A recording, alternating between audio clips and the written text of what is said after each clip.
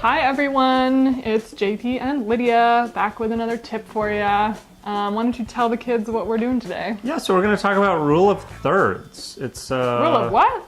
Rule of thirds. Okay. Yeah.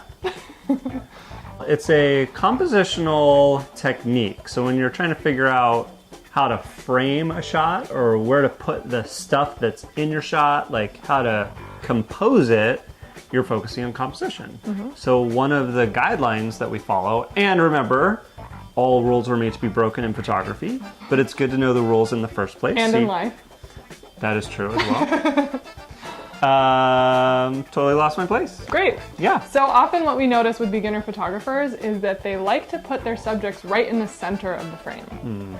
Now there's nothing wrong with that, but it does tend to get a little bit repetitive or redundant once you've gotten comfortable with your camera and you're shooting more often. We recommend utilizing the rule of thirds. It's a good rule. It is a good one. So tell us how the rule of thirds works.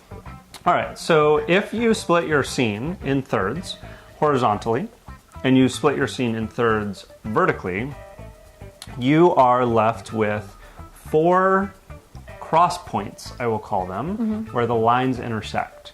And those points, if you take the primary subject of your image and put that primary subject on one of those points, it will make for a more dynamic image. The simpler version is you could just pull things off of the center, but the rule of thirds gives you a little bit more of a structured way of doing that. Yeah, awesome. So here are a few examples of what we're talking about. You have probably seen images like these before, but you might notice now if you look at more photographs that using this method really does have images stand out, look a little bit more dynamic, visually interesting for the eye, and yeah, highly recommend playing around with this. Yeah, I think the word that stands out for me that Lydia just said is dynamic. When you have an image where the subject is right in the center, it might be interesting if the person that's being photographed has interesting expression on their face or is just an interesting person to look at.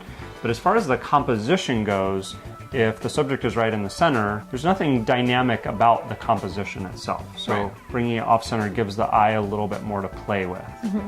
And JP mentioned photographing people. We're not only recommending that you use this method when you're photographing people. This can be with any subject across the board.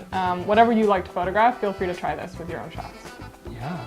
Awesome. Yeah. We'll Hope see you enjoy that tip. Oops, we just talked at the same time. Woo! Say goodbye. Bye. Bye.